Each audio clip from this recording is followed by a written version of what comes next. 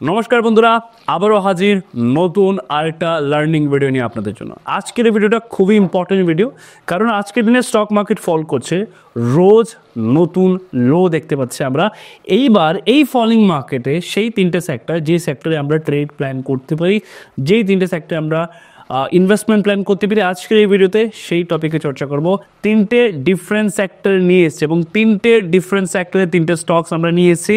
আজকের এই ভিডিওতে A to Z আমরা সব কিছু ডিসকাস করতে চলছি। টেকনিক্যাল লেভেল কী হতে পারে, কোথায় আমরা কি প্ল্যান করতে পারি, তার আগে আমরা জানবো মার্কেটের ভিউ, কি মার্কেট কি বলছে, মার্কেটের কন্ডিশনস কি, নেক্সট কি হতে পারে।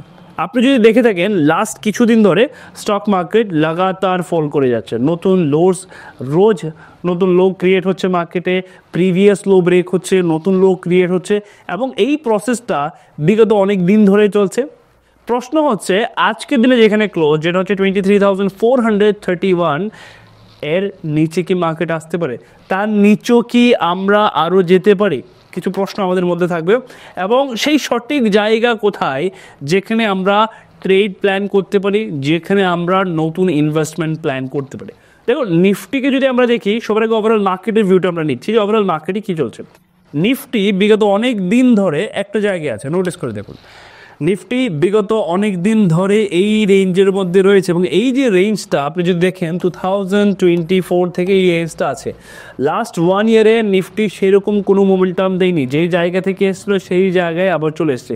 কিন্তু এইবার এখানে যেটা হয়েছে সেটা হচ্ছে হেড অ্যান্ড শোল্ডার প্যাটার্ন। আপনি যদি দেখে থাকেন হেড অ্যান্ড শোল্ডার প্যাটার্ন হচ্ছে যেটা ব্রেকডাউন আসার সম্ভাবনা অনেকটাই বেশি। তার মানে নিফটি এখান থেকে ফল করতে পারে আরও বেশি। দেখুন, ইনভেস্টমেন্ট যখন আমরা করব, ট্রেডিং যখন আমরা করব, আমরা যে কোনো স্ট্র্যাটেজি ইউজ করি, তার আগে আমার জানতে হবে যে সঠিক সময় ইউজ করছে কি।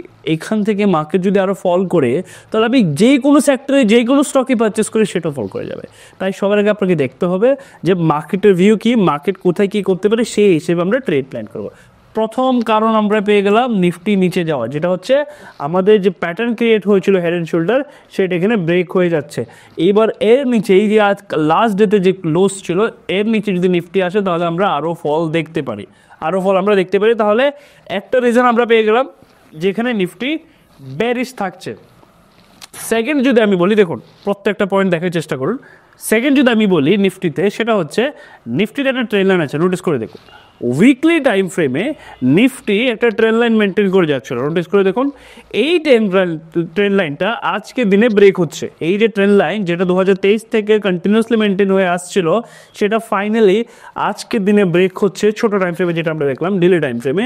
তার মানে হায়ার টাইম ফ্রেমেও যদি আমি বলি নিফটি নতুন লো বানাতে যাচ্ছে, এটারই প্রবাবিলিটি সব থেকে হাই। তার মানে এখন আমাদের কোনো নতুন পজিশনস বানানোর প্ল্যান করা উচিত হবে না, কিন্তু আমরা বেস্ট কিছু স্টকস, বেস্ট কিছু সেক্টর আমাদের রেডারে নিশ্চয়ই রাখতে পারি। তো এই সেই জায়গা যেটা আমাদের জন্য খুবই গুরুত্বপূর্ণ, খুবই ইম্পর্টেন্ট। এবার এখান থেকে ফলোয়ার আসার সম্ভাবনাটাও অনেকটাই বেশি। তো ওভারঅল মার্কেটের ভিউ হচ্ছে নেগেটিভ, তার সাথে সাথে কিছু ইভেন্ট অ্যাড করে দিচ্ছে। দেখুন, টেকনিক্যালি আমরা বেরিশ, নো ডাউট, কিছু ইভেন্ট অ্যাড করে দিচ্ছি। প্রথম ইভেন্ট হচ্ছে, আপনি যদি দেখে থাকেন, আমাদের বাজেট আছে, রাইট? বাজেট আছে আমাদের, যেটা হচ্ছে ফেব্রুয়ারির 1 তারিখ, এবং ফেব্রুয়ারি 1 তারিখ হচ্ছে স্যাটারডে। স্যাটারডেতে সেদিন মার্কেট ওপেন থাকবে, পয়েন্টে নোট করে রাখুন। স্যাটারডেতে মার্কেট ওপেন থাকবে, বাজেট এবার ফেব্রুয়ারি 1 উইকে পৌঁছে, যেটা হচ্ছে স্যাটারডে। স্যাটারডেতে 9:15 থেকে শুরু করে 3:30 অবধি মার্কেট খোলা থাকবে, রাইট? এইবার যখনই বাজেট আসে, বাজেটের আগে যে স্টকসগুলো থাকে সেগুলো কি করে আস্তে আস্তে ফল করতে শুরু করে। তার কারণটা বুঝুন। বাজেটের পর নেক্সট যে ইভেন্টটা হচ্ছে, সেই ইভেন্টটা হচ্ছে ফাইন্যান্সিয়াল ইয়ার এন্ড। ফাইন্যান্সিয়াল ইয়ারের এন্ডে বেসিক্যালি কী হয়, যখনই ফাইন্যান্সিয়াল ইয়ার এন্ড হয় তখন আমরা যেটা দেখতে পাই মার্কেটে, সেটা হচ্ছে অনেকগুলো স্টক নিচে চলে আসে। তার স্পেসিফিক রিজন থাকে এটা, যে ফাইন্যান্সিয়াল ইয়ারে যখন আমরা ট্যাক্স পে করি বা আমরা আমাদের অ্যাডজাস্টমেন্ট করি যে কোথায় কী হচ্ছে, কোথায় কী প্রফিট এসছে, কোথায় কী লস এসছে, সবগুলো যখন আমরা অ্যাডজাস্টমেন্ট করতে যাই, তখন আমরা কী করি, আলটিমেটলি এমন কিছু পজিশন আসছিল, ধরুন আমার লসে চলছে, সেগুলো আমরা স্কোয়ার আপ করে নিই। কারণ at the end of the year আমাকে সব কিছু হিসাবটা বের করতে হবে। সেই জায়গায় দাঁড়িয়ে আমরা সবগুলো লস যা কিছু আছে সেগুলো আমরা বুক করে নিই। এই হচ্ছে প্রথম বিষয়। দ্বিতীয় বিষয় হচ্ছে ফাইন্যান্সিয়াল ইয়ার যখন এন্ড হয়, এপ্রিলের শুরুতে মার্কেটে নতুন মোমেন্টাম আসে। এপ্রিলে আপনি যদি দেখেন নতুন নতুন পজিশনস হয়, নতুন যে ইনস্টিটিউশনস আছে বা ধরুন যারা হেজ ফান্ড ম্যানেজার আছে, বড় বড় নিবেশক যারা আছে, ওরা এপ্রিলে স্টক মার্কেটে আসে। এবার ধরুন বাজেটে কোনো একটা স্পেসিফিক সেক্টরে গভর্নমেন্ট বললো যে আমরা এই স্পেসিফিক সেক্টরে নেক্সট 1 ইয়ার স্টিমুলেট করতে যাচ্ছি, এই স্পেসিফিক সেক্টরে নেক্সট 1 ইয়ার আমরা ডিফারেন্ট টাইপের ছাড় দিতে যাচ্ছি, যাতে করে এই স্পেসিফিক সেক্টরটা গ্রো করবে। আজকের দিনে দেখা যাচ্ছে সেই স্পেসিফিক সেক্টরের স্টকসগুলো অল টাইম হাই আছে, রাইট? এবার যারা ইনভেস্টার তারা তো অল টাইম হাই ইনভেস্ট করবে না, ওরা কি চাইবে? ওরা চাইবে নিউজের কারণে মার্কেট নিচে আসুক, যদি মার্কেট নিচে আসে তাহলে আমরা ইনভেস্ট করব, রাইট? এই কারণেই আজকের দিনে মার্কেটে ফল চলছে। এটাকে আমরা বেসিক্যালি বলে থাকি অ্যাডজাস্টমেন্ট ফল, যাতে পরবর্তী সময়ে আমরা ডিফারেন্ট স্টকে ডিফারেন্ট সেক্টরে সস্তা দামে স্টকগুলোকে পারচেস করতে পারি। এই কারণে এই ইভেন্টগুলো করা হয়। এটা হচ্ছে লোকাল ইভেন্ট যেগুলো চলছে রাইট নাও। এবার বলে দিচ্ছি নেক্সট যেটা গ্লোবাল ইভেন্ট, সেটা হচ্ছে আপনারা দেখেছেন হয়তো লাস্ট 1 উইক ধরে ক্যালিফোর্নিয়াতে যে পরিস্থিতি ক্রিয়েট হয়েছে, যে কারণে আপনি দেখবেন পুরো অলমোস্ট ক্যালিফোর্নিয়া শহরের অনেকগুলো ঘর জ্বলে গেছে, যেটা রাউন্ড ফিগার নাম্বার ধরা হচ্ছে অলমোস্ট 10,000, রাইট? যেটা হিউজ নাম্বার। এবার এটার ইম্প্যাক্ট আজকে না হয়ে কালকে নিশ্চয়ই স্টক মার্কেটে আসবে, তার ইম্প্যাক্ট ইন্ডিয়ান মার্কেটেও দেখা যেতে পারে। তাই আমরা তার জন্য প্রস্তুত।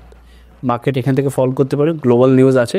তাছাড়া গ্লোবাল নিউজ আরেকটা আছে, সেটা হচ্ছে কালকের দিনে ডোনাল্ড ট্রাম্পের একটা আপনি দেখবেন হয়তো একটা স্পিচ এসেছে, যেখানে উনি বলছে যে গ্রিনল্যান্ড তার সাথে সাথে কানাডা, এই যে দুটো জায়গা উনি ক্যাপচার করতে চাইছেন, এবং দরকার হলে উনি মিলিটারি ইউজ করবে এই দুটো জায়গা ক্যাপচার করার জন্য। এটা বেসিক্যালি কী বলা হচ্ছে? বেসিক্যালি থ্রেট দেওয়া হচ্ছে যে আমাদের ভাই এই জায়গাগুলো দরকার, এই জায়গাগুলো যদি আমাদের কাছে থাকে তাহলে আমাদের ডিফারেন্ট জায়গাতে হেল্প হয়ে যাবে। আমাদের মিলিটারি যদি আমি বলি সেইখানে আমাদের হেল্প হবে, বা আমরা ট্রেড বলি ট্রেডের জন্য আমাদের হেল্প হবে। ফর দ্যাট রিজন উনি বলেছে যে এই জায়গাগুলো আমরা খুব তাড়াতাড়ি দখল করতে যাচ্ছি। এই যদি নিউজ হয়ে থাকে তাহলে খুবই তাড়াতাড়ি হয়তো আমরা আরেকটা ওয়ার দেখতে পাবো, যেটা হয়েছিল ইউক্রেন রাশিয়া ওয়ার, এখনও চলছে, সেম আরেকটা ওয়ার আমরা দেখতে পারি। যদি এরকম কিছু একটা হয় মার্কেটের জন্য সেটা মোটেও ভালো নিউজ হবে না, আমরা সবাই তাতে সাফার করব।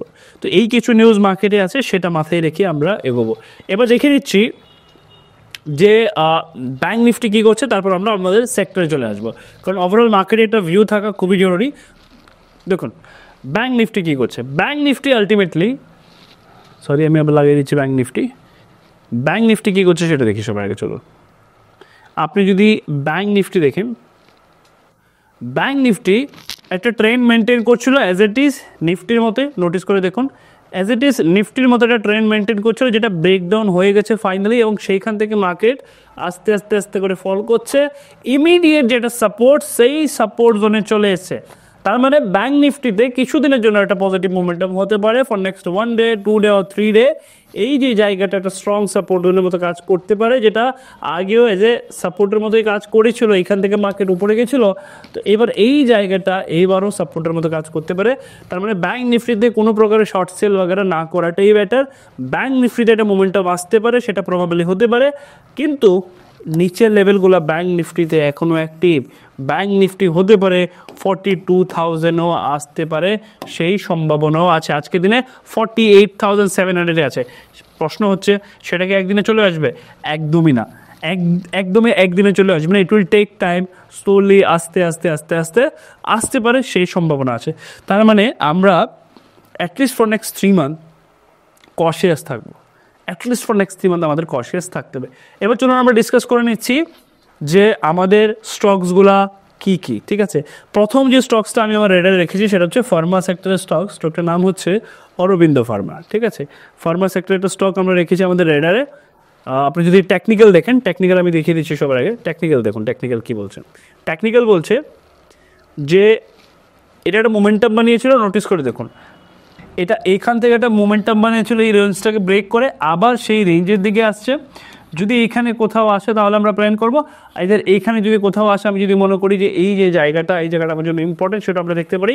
আলটিমেটলি ফার্মা সেক্টর স্টকস নেওয়ার মেন কারণটা এটাই ছিল যে ফার্মা সেক্টরে আপনি যদি দেখেন নেক্সট কিছু দিনে, আমি যদি বলি নেক্সট 6 মান্থ 1 ইয়ার, ফার্মা সেক্টরে আমরা একটা র্যালি দেখতে পাচ্ছি। কারণ এই সেক্টরে নেক্সট কিছু সময়ের মধ্যে আরও একটা ভালো গ্রোথ দেখা দিতে পারে, বা নেক্সট কিছু সময়ে ফার্মা সেক্টর, আইটি সেক্টর, এই দুটো সেক্টর ভালো পারফরমেন্স দেখাতে পারে। এই কারণে ফার্মা সেক্টরকে আমরা আমাদের রেডারে রেখেছি। ফার্মা সেক্টরে একটা স্টক যেটা আমার খুবই পছন্দ, সেটা হচ্ছে অরো ফার্মা। আমি এখনও ইনভেস্টেড নয়, যদি আমি আমার স্পেসিফিক বাইং প্রাইস পাই তাহলে আমি যাবো, আদারওয়াইজ আমি যাব না। ফার্মা সেক্টরের প্রথম স্টক যেটা, সেটা হচ্ছে অরো ফার্মা, যেটা আমি আমার রেডারে রেখেছি। আমি 1000-এর কাছাকাছি কোথাও প্ল্যান করছি, যদি 1000-এর কাছাকাছি আসে তাহলে আমি দেখবো। যদি মার্কেট নিচে আসে অবভিয়াসলি এটাও নিচে আসবে, কিন্তু সেক্টর স্ট্রং, মনে রাখবেন সেক্টর যদি স্ট্রং হয় তাহলেই প্ল্যান করব। এই সেক্টরটা স্ট্রং লাগছে, লং রানেও যদি আমি বলি তা তো এটা স্ট্রং লাগছে, এবং নেক্সট কিছুদিনের কথাও যদি বলি তা তো এটা স্ট্রং লাগছে। চলো দেখে নিচ্ছি নেক্সট যে স্টকটা আছে, সেটা হচ্ছে লাগিয়ে দিচ্ছি এখানে। নেক্সট স্টক আছে আমাদের ফার্টিলাইজার সেক্টরের স্টকের নাম হচ্ছে দীপক ফার্টিলাইজার। দীপক ফার্টিলাইজার কেন আমার লিস্টে আছে? দেখুন, বাজেটে ফার্টিলাইজার সেক্টরে আবারও ফোকাস দিতে পারে গভর্নমেন্ট। লাস্ট ইয়ার ভালো ফোকাস দিয়েছিল, ফর দ্যাট রিজন ফার্টিলাইজার সেক্টরে ভালো একটা মোমেন্টাম এসেছিল। আবারও ফার্টিলাইজার সেক্টর ভালো মোমেন্টাম করার জন্য প্রস্তুত। আপনি যদি দেখে দেখেন ফার্টিলাইজার সেক্টর, দেখুন নোটিস করে দেখুন 400 টাকার স্টক, নোটিস করে দেখুন 400 টাকার স্টক, সেটা চলে গেছে 1400 টাকা। প্রশ্ন হচ্ছে ফার্টিলাইজার কি গোল্ড বানাতে শুরু করেছে? না, মানে ফার্টিলাইজার এমন একটা জায়গা যেখানে আমরা নোটিসই করছি না, কিন্তু এই সেক্টরটা যথেষ্ট মোমেন্টাম দিচ্ছে। আপনি গিয়ে দেখুন, একটা কোম্পানি আছে ফার্টিলাইজার কোম্পানি ফ্যাক্ট, গিয়ে দেখুন কতটা মোমেন্টাম আছে। ফার্টিলাইজার সেক্টরে আরও গভর্নমেন্টের ফোকাস আসছে। ইন ফিউচার যদি মাল্টিব্যাগের কেউ হতে পারে ফার্টিলাইজার সেক্টর হবে, লিখে রাখুন। তাহলে এইখান থেকে 400 থেকে এটা চলে গেছে 1400, আবার নিচে আসছে। আমরা প্ল্যান করছি, আমি প্ল্যান করছি ব্যক্তিগতভাবে যদি 1000-এর কাছাকাছি আসে দেখবো, আদারওয়াইজ অ্যাভয়েড করবো, ঠিক আছে? যদি নিউজ আসে, বাট মনে হচ্ছে যদি আমাদের বাজেট আসে, বাজেটে ফার্টিলাইজার সেক্টরে আবার ফোকাস করা হবে। থার্ড সেক্টর, যে সেক্টরটা আমি বেসিক্যালি দেখছি যে এই সেক্টরে বেসিক্যালি একটা শর্ট সেল হতে পারে, আমি স্টকটা লাগিয়ে দিচ্ছি।